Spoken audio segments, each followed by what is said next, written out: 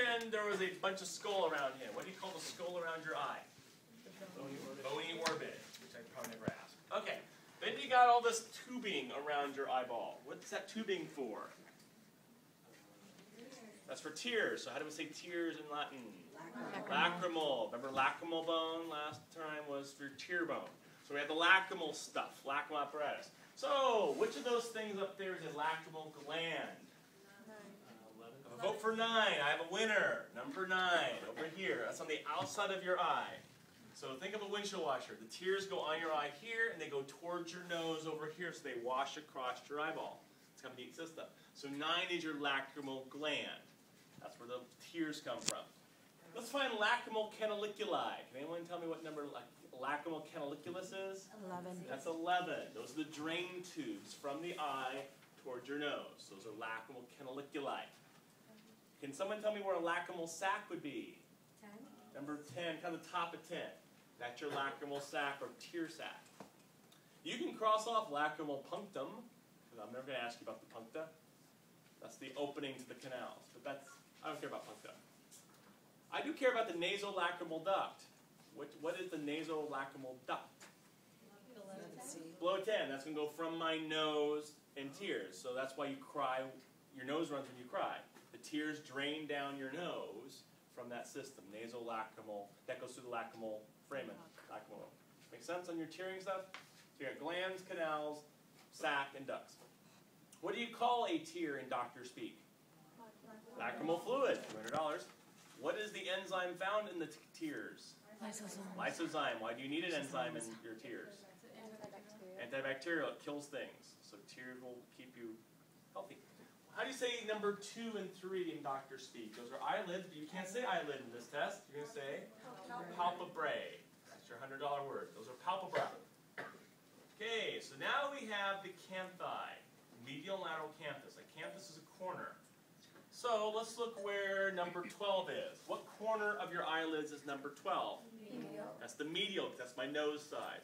If there's one over here, that's the lateral canthus. So canthus are the corners of your eye. Worthless trivia Asians have an epicanthic fold, a fold of skin near the corner of the eye. How about a caruncle? You know what caruncles are? That is 11C. That's the little bump in the corner of your eyeball where your eye boogers hang out. That's where that is. That's your caruncle. Lots of C words. You have caruncles and canthi. So canthus is the corner, caruncle is the bump. Then there's a conjunctiva. What is your conjunctiva? The white. Yeah, it's kind of the covering over your eyelids and your eyeball. So remember middle school, you'd pull down your eyelids and show everyone what that looks like? Am I the only one? Okay.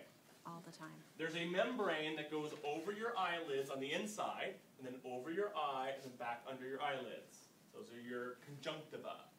So let's name them. What do we call the conjunctiva on your eyelids? The palpebral conjunctiva, eyelid lining. What do you call it when it's on your eye itself? Ocular. The ocular conjunctiva. So when you have bloodshot eyes or pink eye, that's the conjunctivitis. That's when the conjunctiva is getting inflamed. You can see the blood vessels in it. That's the lining over your eyelids and your eye. Make sense? So you can't really see that on this model. Okay, eyelash. Let's find eyelashes, shall we? We all know what they are, hopefully? Yep. Good. If not, then we'll have to have a talk. So here's my eyelashes down there. Then we have some glands. We have a ciliary gland, which on this model is this little gland just behind your eyelashes near your eye. So there's a bunch of them behind your eyelashes. Anyone know what ciliary glands do? They secrete what? Mucus. Not mucus, oil, come over sweaty stuff. So think of them as sweat glands. So there's sort of a sweat gland for your eyelids.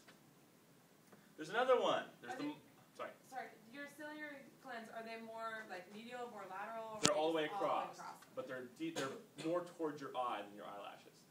Then you have meibomiums, or tarsal glands. Those ones are not shown, but they'd actually be between the hairs. So what gland and skin was always next to a hair? Oh, Sebaceous. Yes. So a meibomium is a sebaceous gland. Why would you need sebaceous gland? What's it for? keep your Oil. To oil your eyelids. So you have basically sweat and oil glands in your eyelids. You just don't call them that. You call them ciliary and meibomiums. Is that what makes up the crust, like, and Yeah. lashes and stuff? Yeah, so when you get all that eye goop, that's kind of what you're dealing with. And then what do you call it when those glands get all inflamed and big and ugly? That's a stye. That's why your eyelids start to pop out as these get inflamed, pushing your eyelids sort of up and out. That's a stye. In either of those types. Either would work. I think it's ciliary officially is a stye, but any of those work. So on the big model, the one you can see is the ciliary. You can't see the meibomiums. But that might be a word question, because it's such a neat word. So doing okay on our basic outside eye. Now come the muscles. Here's where life gets more complex.